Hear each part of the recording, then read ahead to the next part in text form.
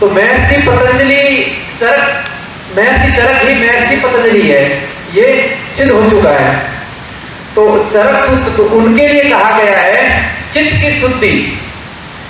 की शुद्धि उन्होंने योग की सूत्र की रचना करके की, वाणी की शुद्धि पद की रचना व्याकरण महाभाष्य की रचना करके की, और इस शरीर के मन की शुद्धि उन्होंने चरक संहिता आयुर्वेद के ग्रंथ की रचना करके की।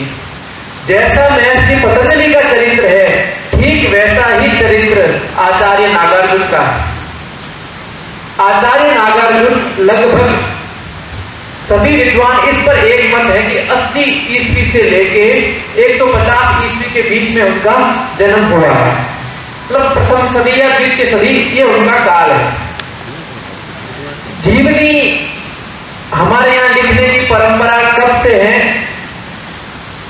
चूंकि वाल्मीकि रामायण भगवान श्री राम के चरित्र की गाथा तो एक तरह से जीवनी कह सकते हैं, लेकिन कुमार जीव ने 4वीं सदी में कुमार जी हुए हैं और बौद्ध मत का प्रचार करने वो चीन गए थे उस समय। उन्होंने आचार्य नागार्जुन की जीवनी उस समय 4th सेंचुरी में लिखी।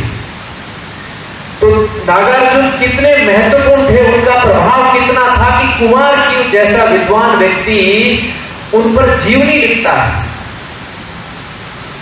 और इन आचार्य नागार्जुन ने शरीर की रक्षा के लिए, शरीर के आरोग्य की रक्षा के लिए रस शास्त्र पे काम किया।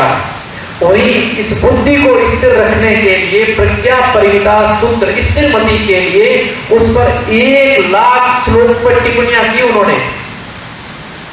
तो बौद्ध मत में जो मध्यम मार्ग हम मानते हैं, जैसे हम कहते हैं महात्मा बुद्ध का मध्यम मार्ग, महात्मा बुद्ध के मार्ग का नाम नहीं है कुछ भी, ये जो मध्यम मार्ग नाम है ये आचार्य नागार्जुन का है।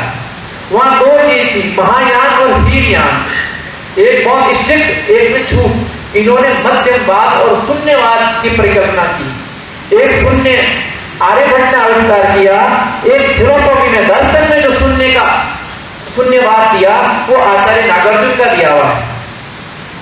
क्योंकि बहुत बड़े शास्त्री थे तो बहुत अधिक राज परिवार के लोगों से भी संबंध थे। क्योंकि दक्षिण से थे, श्रीशैल क्षेत्र जो श्रीशैलम हमारा कहलाता है उसी क्षेत्र से थे, और उस समय सातवाहन शासक थे, अमरावती उनकी राजधानी थी। तो सातवाहन शासक उनके मित्र थे, तो उनसे संवाद भी, उनके बहुत सारे पत्र मिलते हैं और उनमें वो राजा को कई बार डांटते हुए लिखते हैं। राजा उनकी बात स्वीकार नहीं करता है, मानता नहीं है,